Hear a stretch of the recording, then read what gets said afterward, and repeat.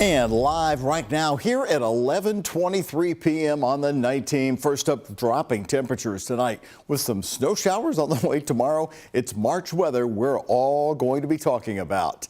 Hi, everybody, and thank you for staying up a little late with us tonight. I'm Doug Proffitt. Let's check in with our chief meteorologist, Ben Pine. Now, Ben, there's some rough weather out there tonight. Do we need to be worried about any of it coming this way? Thankfully, no worries as far as severe weather or tornadoes. That stays south of us, but still some gusty winds, possibly over 40 miles per hour at times over the next several hours as some gusty rain showers move through the area. This is a very large and potent storm system across the United States, so over 1,000 miles wide and over 1,000 miles from top to bottom. As we zoom in, you can see the scattered showers that we have moving through the area. No lightning strikes at this time. It's going to take a little while for this rain to move through. I'd say after around 2 a.m., most of it's going to move off to the east. We'll have a little dry slot through early tomorrow morning. You can see that back edge right here at around 1, 2 o'clock in the morning. Staying warm here in the 50s and 60s. Some of the wind gusts could be around 40 to 50 as that pushes on through.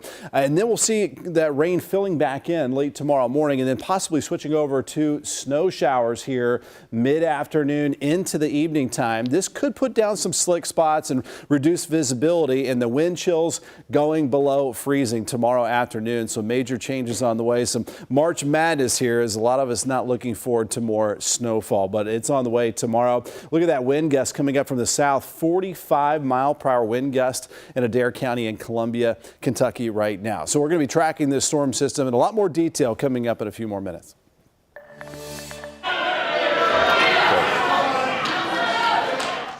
The scene tonight shortly after 9 p.m., just minutes into President Donald Trump's address to the joint session of Congress. The 20-year representative from Texas, Democrat Al Green, you see him right here, being removed from the House chamber. From the beginning of the speech, Democrats pushed back with placards calling out lies. Green remained standing, yelling at Donald Trump that he had no mandate to cut Medicaid. After several interruptions, the House Speaker Mike Johnson jumped in to restore order. Republicans shouted USA to drown out the cries from the other side of the aisle. Johnson then ordered Green to be removed from the chamber. We're going to have more on the president's lengthy speech. It's been a record tonight, and those protesting against it coming right up. But right now, new tonight on the night team, not once, not twice, but 4 different times. A home in Pleasure Ridge Park has been the stopping point for cars that are crashing right into it. You'd be fed up with it too, and so is the homeowner we talked with here tonight.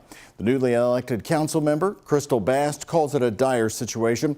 Now, this home sits at the intersection of West Pages and Devonshire Drive, where there have been 3 fatalities as well from these crashes over the years. WHAS11 night team's Alex Dederer and photojournalist Emma Gefter saw the leftover car parts from the latest wreck.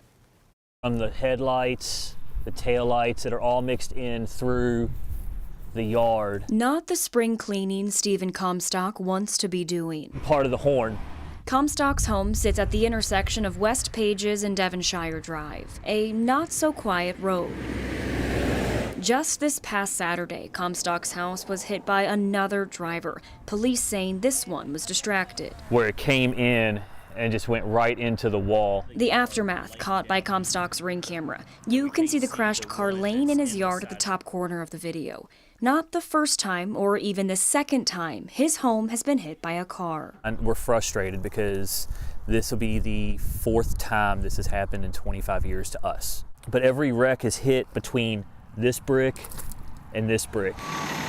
This is footage taken by WHAS11 in 2006 when a motorcyclist was fatally killed at the West Pages and Devonshire Drive intersection.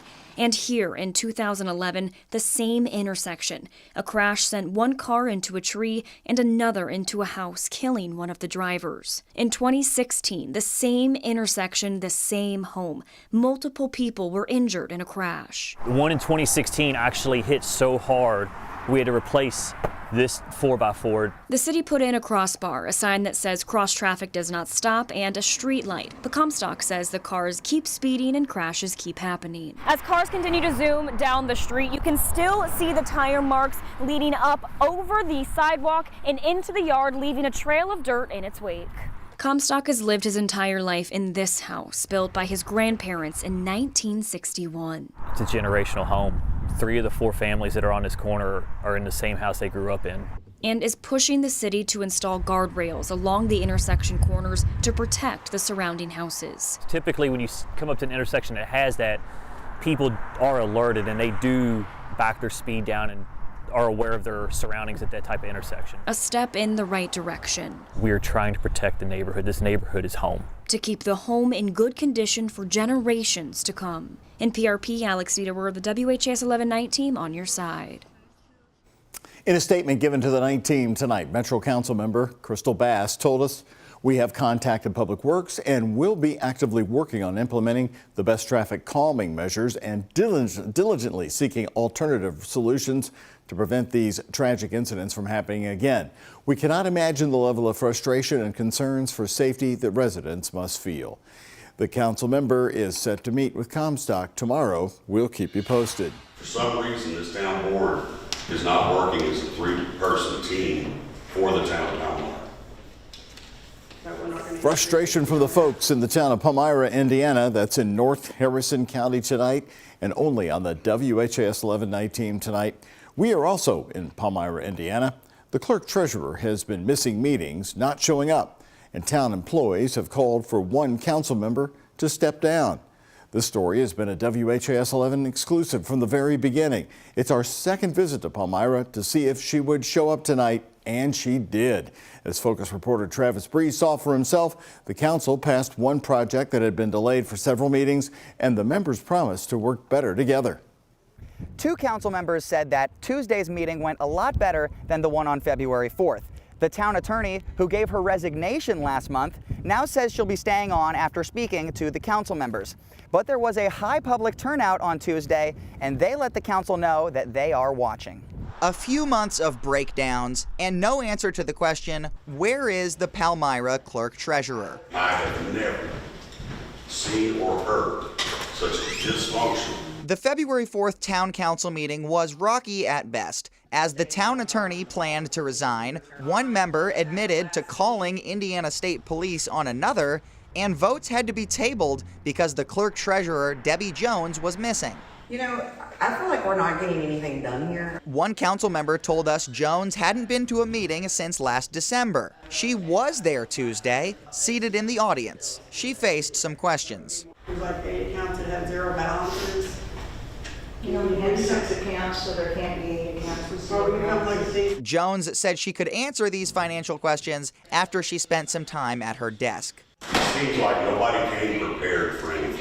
The council did approve $100,000 to replace the fence around the sewer plant, something they couldn't do in February because they weren't sure they had the money. Jones said they could pay for it using their riverboat fund. How do you feel about how tonight's meeting went compared to... Tonight's meeting went very well. We have pretty much all decided to work together, do better at working together, and for our town. An Indiana State Police spokesperson confirmed the probe, opened in Palmyra after a recent tip, is not currently under investigation. Hopefully we are moving forward as a better team. Rex Frederick, who said he'd been to hundreds of meetings, wondered if that team should be bigger.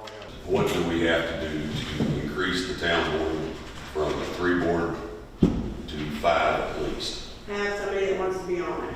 There's a lot of eyes on the town council now and people offering to help as they chart a course forward. In Palmyra, Travis Breeze for the WHAS 11 night team on your side. Well, the town councilperson Sammy Childers said she believes the clerk treasurer will be able to answer their financial questions very soon. Childers said the council members get a small stipend, by the way, for their work and for showing up. 24 hours after the Jeffersonville, Indiana City Council voted to move forward with a new fire territory, Clarksville, Indiana Town Council voted against the plan. The new territory would cover a gap in coverage made by the fallout of Jamie Knowles' New Chapel EMS scandal. The plan would create a fire territory between the city of Jeffersonville and Utica Township, but it would cost the rest of the county tax money. Clarksville would see a loss of nearly $5 million. Okay, it a loss of $31 million for everybody else in Clark County. Yes. I just want to make sure that's clear to those that are listening. It just blows my mind still. That's a lot of money for Jeffersonville and a in a school district in Borden. Town Council voted against the resolution. Last night, the Jeffersonville City Council voted for the fire territory. Body camera footage shows the moment an Indiana man pardoned for January 6 riots was shot by a Jasper County deputy. Matthew Huddle was stopped for speeding on January 26. The deputy saw he had a gun, which he legally cannot have because he's a felon. But Huddle said that he was not going back to prison. So today you are going to come with me. Well, I can't. You're going to have to, okay? You're going to come with me today, all right? No, I can't go to jail for this. I want you to turn around and put your hands like, don't you do it, buddy! When the Jasper County deputy attempted to arrest Huddle, he tries to make a break for it back to his van. In the video, he says he's going to kill himself while grabbing for his gun. The deputy fires shots, killing Huddle. In the body camera footage leading up to the shooting, you can hear Huddle admit to driving without a license and having several past license suspensions. He also told the deputy he is a, quote, January 6th defendant, so he, quote, can't afford to get in any more trouble.